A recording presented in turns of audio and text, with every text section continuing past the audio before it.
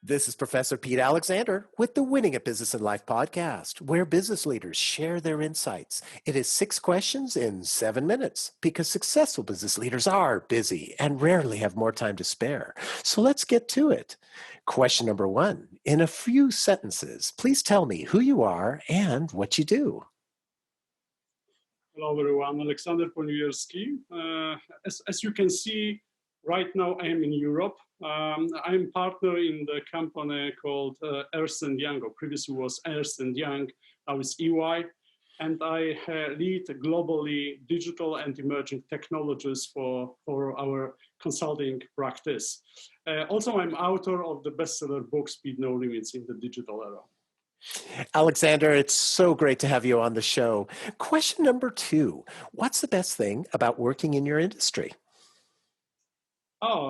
This industry, I mean, the consulting, professional firms, this is all the day. All the day you have completely new people.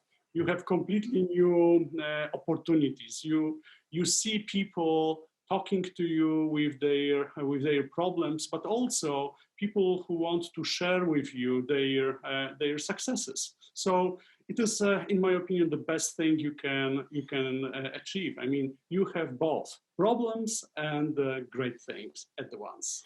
Oh, it sounds so fun, and I can hear the passion in your voice. It's so great. Question number 3. I have a fictitious book with all the answers for business. What chapter would you think most companies should read? I think there is one chapter in this kind of book everybody should read or must read. It's about how to manage values, values of the company and values of the people working for a companies. In this digital era time, in the digital transformation era time, many companies need to change their values. I'm not talking about only about the values of the people or values of the leaders, but the values of the organization. And what I observe is that the leaders, the owners of the companies, they are unable to do that. They are unable to manage values, cultivate values, but also change the values, adopt the values. So I think this kind of chapter should be a really, really nice spot. I couldn't agree with you more. You make a very compelling case for that. Thank you. Question number 4. Other than the generic work harder, have a great attitude, and care for customers, what advice or insight would you give to other business leaders? It is a very difficult question because depends on the geography you comes from.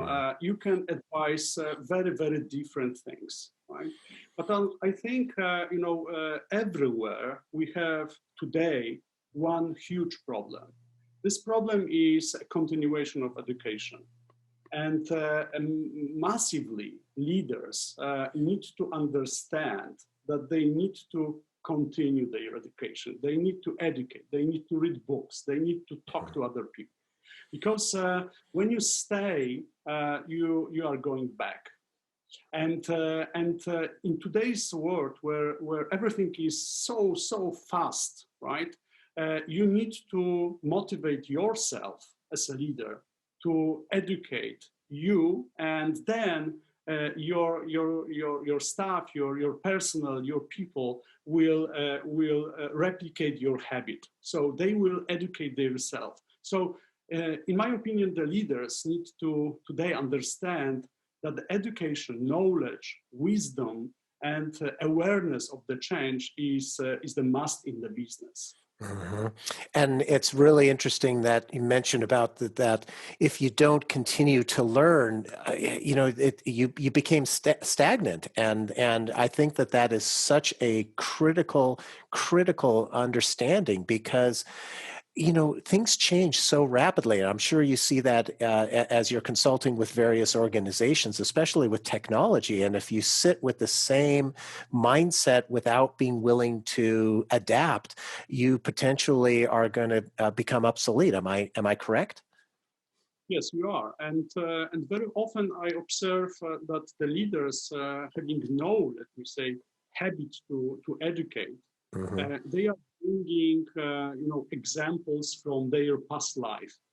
And very often those examples, those best practices from 70s, from 80s are completely inaccurate to the ways they work, right? And if they talk to the millennials, if they talk to the Generation Z, I mean, people who really use a telecommunication as a third hand, right? So if you talk to them, you need to understand their world. And you cannot just understand the world during a dinner with the friends from your, let's say, college, right? Because they probably don't understand this world as well. So education doesn't only mean that you need to study another science, but you need to study the examples from today's world. You need to study culture. You need to study, everything related to diversity, for example, right? So you need to understand what is going on and how this world is changing. Very, very wise. Thank you so much for that. Question number 5. What other business leader like yourself would you like to acknowledge and invite to be on my podcast? So I have plenty of names, and probably I can give you plenty of great leaders and great personas who live in Europe or in Asia, Middle East or Africa, because I mean, plenty of them they have completely different perspective on business, right? I mean, what we understand as a business is based on our understanding of the market. So if you spend all your life in US, you understand that this behavior, this market needs to be the same everywhere. It is not, right? So probably I will give you the whole queue of really great leaders, but there is one lady I'd like to really introduce, and she is a great person. She's name is Sudayane.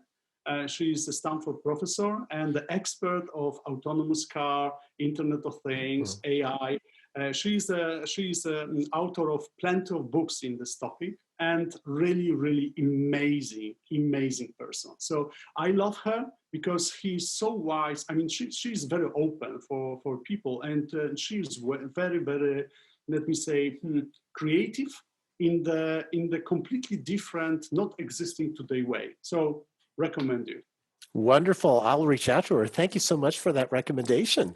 And our final question number 6. Please tell me about your first job. It is really funny because my first job was just after a study. When I finished my Master of Science, my first job was I was IT security manager. So from the first day of my career, I worked as a manager. I had assistant, I had the baru, I had the room and table, and everything was great. So I don't remember time working as a staff, as someone who needs to really xerocopy paper or something like that. So it was IT security manager, IT security officer for the first Polish mobile operator. It was 90s, so very, very old time when the first mobile phones were developed, and it was really, really, really fantastic experience. And what I remember from this first day of work was not the technical problems, because I was quite good in technology. I was quite good in talking to people and building a network, but I've been asked to prepare a budget. And I said, but what's budget, right? Yeah, you need to prepare the budget, the spendings for the next year.